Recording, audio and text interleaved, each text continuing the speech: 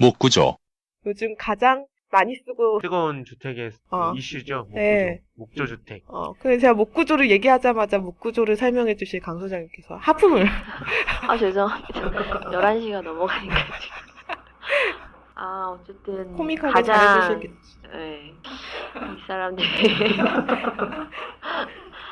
가장 관심이 많으신 부분일 것 같은데 그러니까 가장 마지막에 하겠죠? 맞아요. 하이라이트라서. 어쨌든 제가 어떨결에 이거를 맡게 됐는데 뭐 워낙에 많이 아시는 분들이 많아서 설명을 잘 해야 될 것 같은데 재밌는 건 둘째치고 잘할 수 있을지도 걱정이에요. 시작해볼까요? 일단 기운을 좀 내시고. 자, 책 피셨습니다. 그런 비밀을 그거 영업 비밀이야. 먼저 양해 말씀드립니다.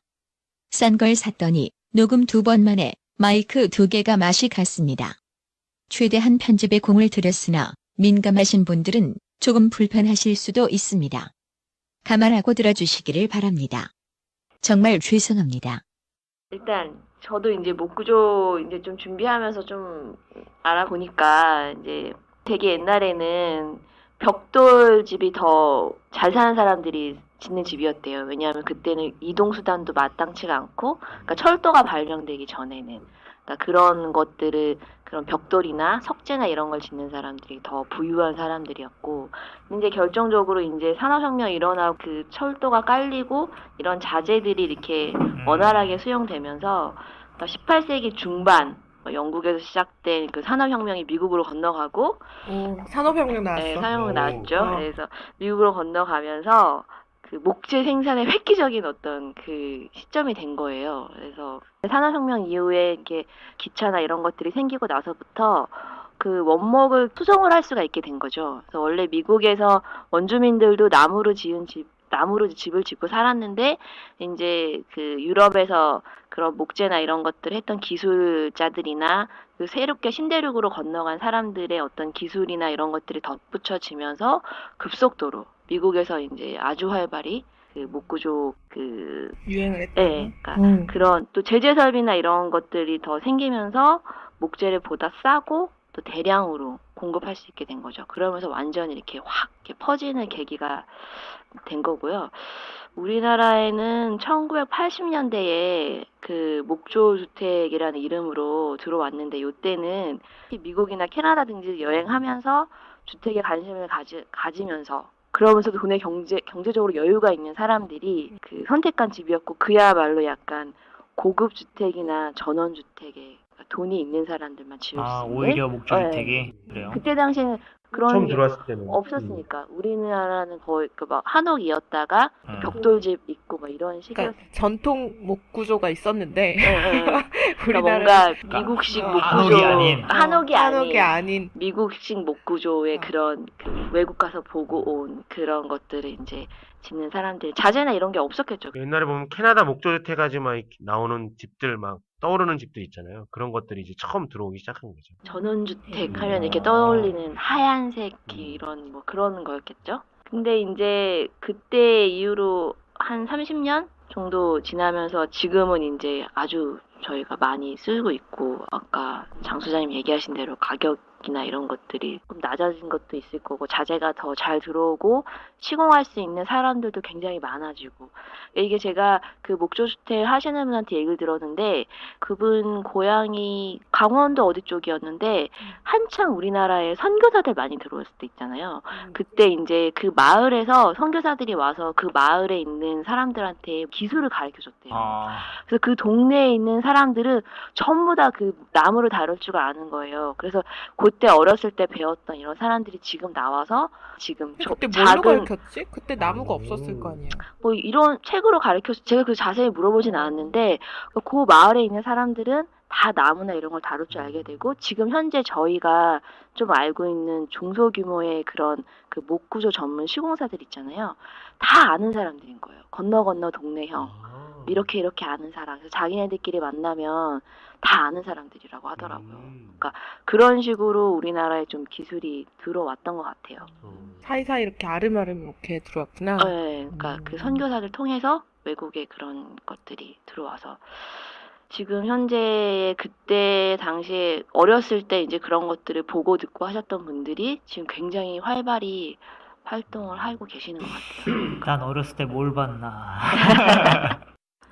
저는 목구조라 그러면 되게 약하고 그렇게 생각을 했었거든요. 왜냐면 왜 아기돼지 삼형제 보면 나무집. 나무집 이제 날아가잖아요. 벽돌집에 서 그랬나? 있는데. 첫 번째 맞아요. 나무집이었어? 지푸라기. 지푸라기 아니에요? 지푸라기 날아가고. 두 번째 나무집도 날아가지. 두 번째 나무집 날아가고. 세 번째 벽돌 벽돌집만. 서 있잖아. 네. 그래갖고 나무집 그러면 왠지 가벼워 보이고 미국식 나무집 그렇게 얘기를 해도 예전에 무슨 미국 드라마 같은 거 보면 통나무로 지은 집 있잖아요. 막 이렇게 진짜 그런 집 같은 경우는 되게 튼튼해 보이는데 그게 아니라 약간 얇은 판재 같은 걸로 막 이렇게 그치. 지어지고 막 이런 그렇지. 느낌이 그런 거야. 들어서 그런 거야. 뭔가 되게 가벼워 보이고 금방 진짜 늑대가 불면 날아가 버릴 것 같고. 기초가 중요해요. 기초를 잘 해야, 그래서 기초판을 기초공사를 잘하고 거기에 고정을 잘해야 늑대가 바람 불어도 날아가지 않는 집이 왜 없는. 걔네들은 토네이도도 많이 돌고 막 그러는데. 그러니까 아기돼지가 기초공사를 안 하고 나무를 땅에 그냥 꽂은 거야. 그래서 날아간 거지. 그렇긴 한데 완전히 뭐 불면 날아갈 수는 있겠지만 이게 굉장히 오랫동안 계속 했던 주택이니까 그거를 날아가지 않게 보강할 수 있는 기초에서 방금 장 소장님 얘기하신 대로 다 접합을 할 수 있는 그런 기술들이 있는 것 같아요, 보니까. 물론 우리나라에는 그렇게까지 할 필요는 없죠. 우리나라는 토네이도가 안 부르니까. 그래서 뭐 나무에 대해서 얘기를 하면은 좀 좋은 거는 뭐 저번 시간에 철근 콘크리트나 또 이번에 얘기한 철골에 비해서 열 전도율이 좀 낮고 흡음, 소음이나 이런 것도 좀 어느 정도 해주고 또 나무에 이제 휘발성 가진 향기나 뭐 하여튼 좀 따뜻한 그런 냄새 같은 게 있거든요. 피톤치트.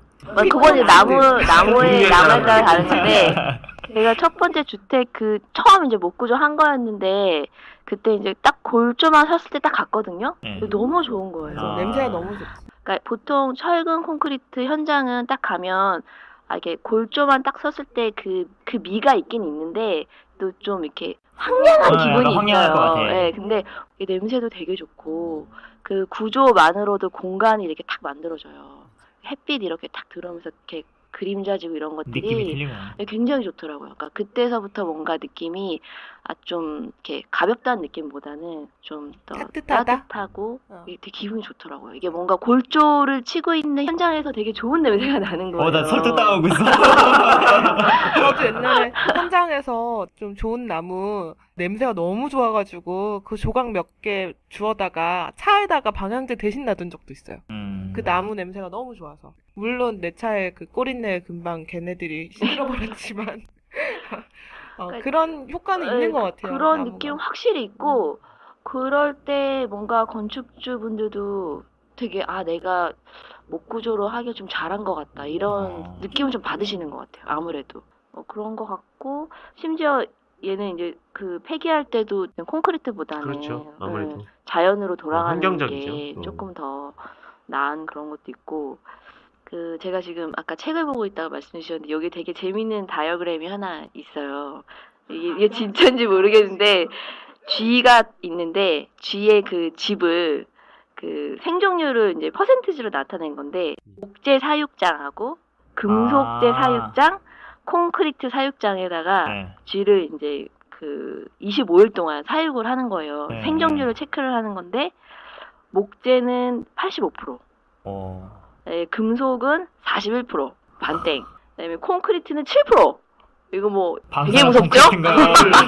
그래서 내가 그랬지. 갉아먹은 거 아니야? 그랬는데 쥐는 약간 이렇게 이 갈아야 되잖아요. 이 갈아야 되는데 콘크리트의 이간에는 이가 빨리 상하거나 이렇게 스트레스 받아서 죽은 건가? 그래서 죽을 수도 있을 것 같고 쇠 맨날 이렇게 끄었는데 너무 안 좋은 소리 나서 스트레스 받고. 근데 딱 그런 거 느낌만 아닐까? 봐도 뭔가 이렇게 어찌됐든 간에 모든 물질은 에너지라든지 그런 자항이 있고 뭔가 이렇게 계속 내뿜잖아요. 이렇게 뭐가 됐든지 간에. 그런데 철이나 시멘트보다는 확실히 나무가 아무래도 벌써 나무가 넘어갔어? 넘어갔어? 느낌은 넘어갔어. 괜찮은데? 느낌 괜찮은데? 느낌 괜찮은데 근데 아까 흡음 얘기했는데 흡충 있잖아요. 흡충. 벌레 끼잖아. 벌레. 아, 벌레가 취향이 벌레 어, 취향. 원래 벌레. 약간 특히 다행히 뭐 우리나라는 뭐 흰개미나 이런 게 흰개미는 없는데 그러니까 집 안에 나무 집이어서 집 안에 생기는 벌레. 벌레들은 있냐? 많이 하는 경량 목 구조라는 거는 노출이 안 되기 때문에 구조 자체. 흰개미나 이런 것들이 막 파고 들어와가지고서 뭐 다 갉아먹으면은 어쩔 수 없는 건 아니지만 우리나라에 네. 어쨌든 걔네들이 많이 없으니까. 많이 없으니까 아마 그거 걔네들을 죽이는 뭐 세스코 뭐 이런 게 있지 않을까요? 그 외국 같은 경우는 집에 흰개미가 껴가지고 막 집안에 있는 그 나무 안에 파먹고 다니면서 사는 건데 너무 한쪽으로만 치우치게 파먹으면 그쪽으로 주저앉기도 하고 뭐 이런 게 있는데 우리나라는 뭐 흰개미라는 그 곤충이 우리나라 토종 벌레들은 아니니까 목조 구조에서 그 구조 자체를 악영향을 끼치는 건 흰개미나 이런 벌레보다는 사실은 그 뒤틀리는 경우가 생길 수가 있어요. 아, 목조가. 나무는 나무가 뒤틀리죠. 마르면 덜 마른 걸 쓴다거나 네. 이런 좀 질이 안 좋은 걸 쓰면 뒤틀리거나 이래버리면은 맞아요. 결국 그게 더 나무도 큰 문제죠. 나무도 품질이 좋은 나무를 써야 하는 거죠. 그 목조가 아무리 흡음 기능이 조금 있다고는 하지만 철근 콘크리트보다는 소음이 좀 있어요. 울림도 좀 있고 그런 점은 감안을 하셔야 되고. 이제 그 소음 문제를 해결하는 여러 가지 좀 디테일들이 좀 있는 것 같아요. 있긴 보니까. 있죠. 예. 근데 지금 사이를 좀 지금 그렇게 말씀하시는 게 흡음 같은 경우는 사실 골격이라기보다 겉에 세워지는 벽이라든지를 네. 얘기하는 거잖아요. 아니요. 내부벽. 하더라고요. 예. 층간. 전부 다. 층간 그런 소음. 것도 이제 지금 골조에 다 포함이 되는 거예요. 왜냐하면 콘크리트 같은 경우는 바닥에 콘크리트로 돼 있잖아요. 근데 목조는 거기도 이제 다 기둥만 있고 바닥판은 다 이렇게 얹혀놓는 거잖아요. 그게 나무일 때도 있고 무슨 판 같은 거일 때도 있고. 그러니까 이게 재료 자체가 아무래도 좀 다르니까요. 재료의 밀도라 그래야 되나요? 그런 것들이 다를 수밖에 없으니까 차이가 있긴 있을 수 있죠. 여러 가지 다른 디테일들을 사용해서 좀 소음을 줄여보려는 노력이나 그런 것들은 분명하겠지만 재료 자체에서 보면 그런 단점이 있을 수 있다는 거죠. 지금 저희가 얘기하고 있는 것들이 경량 목구조라는 뭐 그런 건데 이게 크게 경량이 있고 이제 중목 구조가 있는데 경량은 아까 장 소장님 얘기하신 것처럼 그 경량 철골이랑 되게 비슷해요. 2x4나 2x6 이런 구조목을 이용해서 보통 이제 40cm 정도 간격으로 세워서 벽을 만드는 거죠. 생각보다 촘촘하네요. 그러니까 보통 그 정도 간격으로 하고 이제 중목 구조가 있는데 어떻게 보면은 제일 가깝게 생각하실 수 있는 거는 통나무 집이나 네. 아니면 저희 한옥 같은 구조. 예. 그렇게 생각하시면 될 것 같고. 한옥은 진짜 튼튼해 보이는데. 그렇죠. 그게 중량 목구조인 거죠. 예. 한옥 같은 경우는 그게 목구조예요, 아니면 흙집이에요? 목구조예요. 목구조죠. 구조라는 구조가, 건요. 구조가 뼈대를 다르다. 뭘로 쓰느냐거든요. 힘을 받는 부분을 뭘로 쓰느냐. 그럼 초가집도 목구조예요? 네, 목구조죠. 목구조죠. 지붕이 초가인 거. 지붕이 아니, 초과인 거지. 보통 흙집이라고 부르잖아요. 아, 그런데 그거는 그렇지 않나? 그 흙 부분, 벽 흙도 부분이 힘을 힘을 받나? 받지 않지 않나요? 거기 다 거기는 보도 힘을 안 있잖아. 받죠. 힘을 안 기둥은 받잖아. 통나무로 돼 기둥 있으니까. 있고 보 있고. 기둥하고 보, 구조가 목이니까. 흙가래 뭐 이런 것들이 다 나무로. 그러니까 뼈대를 뭘로 만드느냐. 구조니까, 구조. 구조를 결정을 하는 거예요. 갑자기 이런 생각이 들었어요. 팟캐스트 들으시는 분들이 뭐야, 쟤 바보 아니야? 이런 생각을 할까? 그럴까? 난 모르겠네. 그리고 나 궁금한 거 하나 또 생겼는데, 네. 그 철근 콘크리트 같은 경우에는 기초를 할 때 아까 터 파기를 하고 기초할 때 이제 시멘트를 벗어 거기다 이제 철근을 세우고 뭐 해서 이제 지을 것 같은데 목구조도 콘크리트 쳐요? 똑같아요. 기초할 때는. 기초는 다 똑같아요? 콘크리트로 해요. 콘크리트를 판판하게 만든 다음에 네. 그 위에다 나무를 그냥 얹는 거예요, 고정? 얻는 건 아니고 네. 이제 얻는 거라고 할 수도 있죠. 기초를 치고요. 이제 아까 얘기한 대로 그런 바람이 불었을 때 안 날아가게끔 이제 그 볼팅을 하게끔 다 이렇게 앙카를 박는구나. 네, 앙카 같은 거를 타설하기 전에 할 수도 있고 박을 수도 있고 뭐 여러 가지 방법이 있는 것 같아요. 어쨌든 철근 콘크리트에 비해서는 시공이 굉장히 빨라요. 맞아. 정말, 빠르겠는데. 네, 목수분들이 와가지고 뭐 한 일주일 동안만 이렇게 뚝딱뚝딱 하면은 2층짜리 집이 네. 골조가 그냥 훅 올라가요. 날씨의 영향, 뭐 비만 안 오고 뭐 이렇게 되면. 그거 요새는 못도 안 치고 그거 있잖아요. 탁탁탁탁 쏘는 거. 예, 타카. 타카로 어? 쏘죠. 멋있어요, 그게? 저도 자주 쓰거든요. 그러니까요. 그래서 타카 소리가 아주 아, 계속 울리죠. 요란하게. 예, 탁탁탁탁 이런 소리가. 그게 어떻게 보면 되게 운치가 없어 보이긴 하는데 네. 그 옛날에 그 못 망치로 막 받고 막 네. 그럴 때는 뭔가 하는구나 어떻게 싶은데 진짜 옛날 방식은 사실은 못질이 아니라 다 맞춤이죠. 그건 우리나라 한옥, 네. 전통 한옥은 그렇죠. 그 일본 주택 같은 경우에도 지금 그러니까 다 그렇게 가구식 맞춤으로 많이 한대요. 아, 그러니까 그게 더 지진이나 이런 데 유리하대요. 그리고 아무래도 못이 안 들어가면 제가 그냥 얼핏 생각해도 훨씬 오래 갈 것 같아요. 다른 재료가 섞이는 거하고 그렇죠. 단일 재료로 가는 거하고는 분명히 큰 차이가 있거든요. 억지로 못 같은 걸로 이렇게 두 개의 부재를 연결시켜 놓으면은 못에 모든 힘이 걸리는 거잖아요. 못이 그러니까. 지탱을 하느냐 못하느냐의 차이인데 그거를 조립식으로 맞춰 놓으면은 부재 자체가 견디느냐 못 견디느냐가 되니까 아무래도 좀 더 튼튼하게 네, 되겠죠. 뭐 그래서 어쨌든 지금 이제 우리나라가 경량목 구조 굉장히 활발하게 하고 있는데 한 번쯤은 좀 제대로 정말 이렇게 시공을 잘 하고 있는 건지 또 우리나라 기후나 이런 거에 맞게 일본에서 지금 하는 방식처럼 좀 더 고민을 해야 되는 건 아닌지 이제 보면은 그냥 저게 못으로 그냥 박아서 되는 건가 싶을 정도로 너무 쉽게 예, 너무 쉽게 그냥 뚝뚝뚝 받고 끝내는 경우가 있는데 사실은 이게 굉장히 그 미국에서는 거의 뭐 지금 뭐 100년, 150년 정도 된 그 역사를 갖고 있는 거기 때문에 온갖 종류의 연결 철물들이 있어요. 근데 그런 부자재들이 가격이 비싸니까 지금 워낙에 그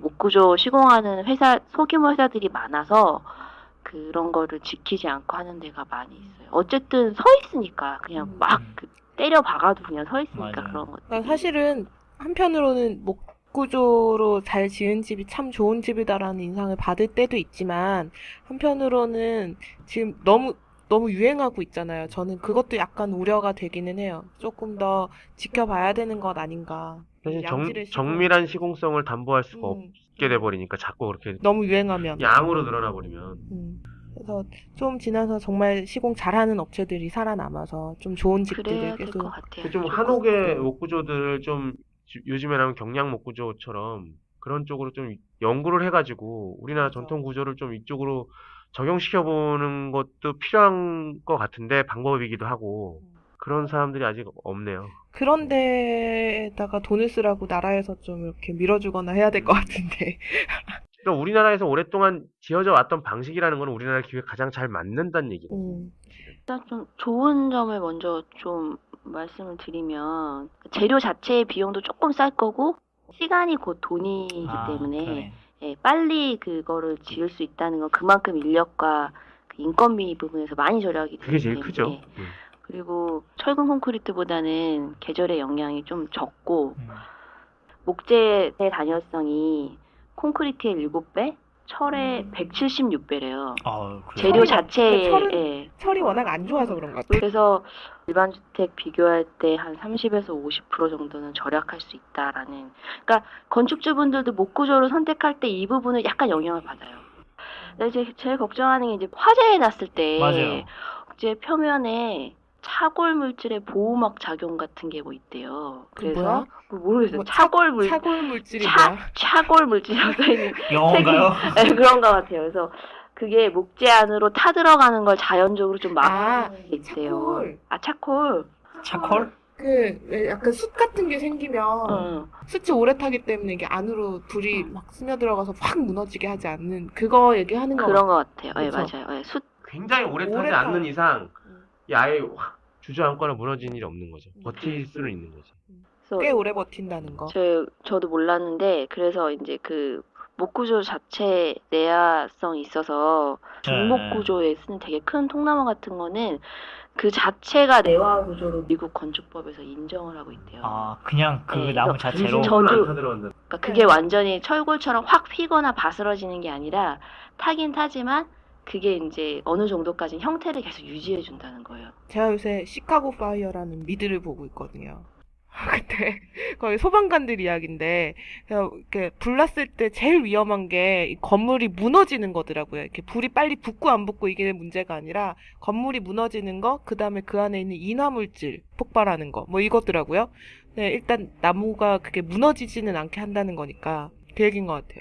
그 드라마 재밌어요. 나는 갑자기 그 생각 났어. 숭례문 불타던 거. 숭례문도 폭삭 주저앉진 않았잖아. 다 타서 그렇지. 진짜 속상한 일이죠. 나 그날 진짜 눈물 났어요. 그거 계속 보고 있었어요. 그 동영상. 되게 허망하지 않아? 어. 막 활활 다 참 허망한 일이 많아요. 어떻게 속상하네요. 그래서 우리 목구조의 마무리는 숭례문은 속상하다. 그렇게 가는 건가요? 전 진짜 목구조 그러면 아까도 말씀드렸지만 인식이 가볍고 사실 단열도 되게 약할 줄 알았어요. 뭔가 되게 약하다는 느낌이 많이 받아서 그랬는데 이제 아까 말씀에 그런 기둥 같은 게 40cm 간격으로 쭉 쓰고 이제 그런 걸 생각을 해보니까 꽤 괜찮겠다. 그래서 세 가지 구조의 이야기를 다 하고 난 용민 씨는 어디로 마지막에 했던 목구조로 넘어오셨나요? 아직 잘 모르겠는데 일단 철근 콘크리트는 아닌 것 같아요. 진짜 철골은 아닌 것 같아요가 아니고? 철골? 철골도 아닌 것 같은데? 그럼 목구조잖아요. 아니, 왜, 근데 요새 다른 재료들도 많잖아요. 되게 다양한 종류로 여러 가지 방식으로 짓는 사람들이 있더라고요. 그리고 그 여러 가지 방식을 혼합해서 쓸 수 있는 경우도 많아요. 많은 네, 고민을 맞아요. 해보면. 저는 약간 뭔가 자연 친화적인 그런 집을 짓고 싶은데, 목구조에 아까 뭐 일본식 그 짜맞춤? 네. 그걸 할 수 있는 사람이 있으면 좋을 텐데.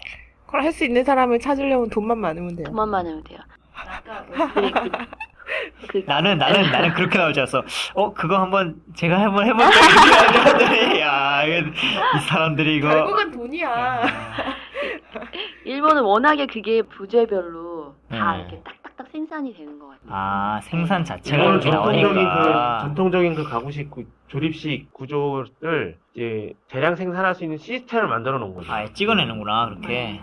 그 되게 큰 그런 회사 같은 경우에는요, 그 브로셔 같은 게 있어요. 거기에 보면 한 100개 정도 들어있어요, 집이. 거기서 쭉 보고 딱 그렇게 고르는 거예요. 집을? 네, A- 네. 몇 번 이렇게 골라요. 골라서 이 외장재, 내장재 다 세팅이 돼 있고, 네. 이제 그거를 우리나라에도 아마 그 동아자연마루가 같이 협업해서 이제 조인해서 왔었어요. 왔는데 지금도 잘 되고 있는지 잘 모르겠어요. 그러니까 예전에 설계사무소 다닐 때 그런 비슷한 거를 좀 해봤는데 우리나라에서는 그게 안 돼요. 그러니까 주택에 워낙에 관심이 많고 이게 내 집이다라고 생각하는 게 있어서 아무리 그 1번부터 뭐 50번까지 집을 만들어놔도 결국에는 2번 집을 사가지고 다른 101번 집을 만들게 돼 있어요. 그러니까 이게 사실은 설계를 미리 해놓는다는 게 비용을 줄인다는 거거든요. 설계비를 더 적게 해가지고 소비자한테 싸게 공급한 그쵸. 건데 우리 같은 사람한테 안 온다는 얘기죠.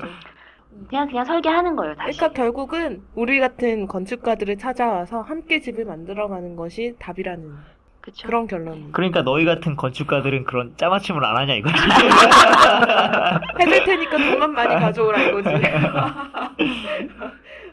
어쨌든 그런 전문가들이 일본에서 데리고 올 수야 있겠죠. 우리가 배울 수도 있을 거고 어쩌면 우리가 우리만의 기술을 개발하는 사람도 나올 수도 있겠죠. 나올 수도 네. 있을 것 같아요. 근데 그 이제 비용이 잘 맞아야 나오겠죠. 지금 뭐 워낙에 좀 싸게 짓고 많이 짓기 때문에 아직까지 그런 거 기대하기가 막 지어내는데 약간 급급하다는 느낌이 좀 맞아, 있거든요. 좀 있어요. 네. 근데 이게 집이라는 게 지금 생각해보면, 지금 이렇게 목구조로 막 지어놓으면, 사실 집이란 게 한번 지어놓으면 그거를 허물고 다시 짓거나 그러기가 되게 힘들잖아요. 그렇죠. 지금 딱 드는 느낌은 뭔가 아까운 거야. 그 땅에, 그 자리에 그냥 목구조로 누가 훅 하나 막 지어놨어. 그러면 나중에 더 좋은 방식의 집이라든지 좀 더 자연 친화적인 집이 딱 나왔는데 질 데가 없다거나. 그렇게 생각하면 죽을 때까지 못 짓는 거 아닌가요? 그러니까 이런 거죠. 내가 건물이 더 심한 거 아닌가? 아니 그리고 물건 살 때도 내가 지금 이 노트북을 사면 좀 있으면 더 좋은 노트북이 나올 텐데 그때 가서 이 노트북을 팔면 돈이 얼마 안 남을 텐데 이렇게 생각하면 아무것도 못 사잖아요. 아니, 그런 느낌이라기보다 어. 그냥 뭔가 나쁜 거를 들여놓고 있다라는 생각이 조금 들었다는 거죠. 목구조가요? 아, 목구조가 아니라 그냥 그렇게 짓는데 급급한 집을 그런 내 것들이 땅에 짓는다는 게 지으면 뭔가 아깝다. 음. 그러니까 잘 열심히 짓는 사람과 함께 열심히 지으면 돼요. 결론은 늘 그렇게 가는 것 같아. 그렇죠. 뭔가 되게 무책임한 듯 무성의한 듯 하면서 하고 싶은 말만 하는. 그렇지만 그게 사실은 정답이에요. 건축주와 건축가와 시공자 모두가 심혈을 기울여서 열심히 짓는 집. 그 집이 저는 제일 좋은 집일 거라고 생각해요. 어떤 방식이든. 그건 구조 방식이 중요한 게 아닌 것 같아요. 집을 짓는 뭔가 마음의 문제인 거지. 그렇지만 더 잘 선택하기 위해서 이런 거에 대해서 좀 알아보는 정도가 필요하지 않을까라는 생각으로 저는 방송을 하는 거죠. 안 정리? 아깝게 지을 수 있을 것 같아요? 아, 좀 계속 공부를 해야죠. 아까울 것 같아? 공부를 열심히 해야죠. 그러면 윤민신 구조 방식에 대한 것들은 이렇게 넘어가도 될까요? 저희 항상 물어보고 넘어가야지. 아유, 그럼요. 일단 뭐 뭔가 좀 궁금하면 네. 우리는 시간이 많잖아요. 앞으로 끊임없이 계속 엄청 할 많죠. 테니까. 한 100여 회 정도. 페이스북에 아마 질문이 또 올라올 것 같아요. 뭐 이런 진짜? 구조를 본 것 같은데 이거는 올라올까? 어떤 건가요? 라고 얘기를 하면 그러게요. 페이스북에 질문이 올라오면 참 좋겠네요. 전 팟빵에 올라와도 좋을 것 같고요. 저희 메일 주소로 연락이 와도 저희는 언제나 환영할 수 있을 네, 것 같아요. 그렇다면 뭐 아무튼 네, 구조 얘기는 그러면 오늘 이 정도로 정리를 하도록 하고요. 네, 마지막 오늘 첫 방송의 마지막 코너 하고 다시 돌아와서 인사하겠습니다.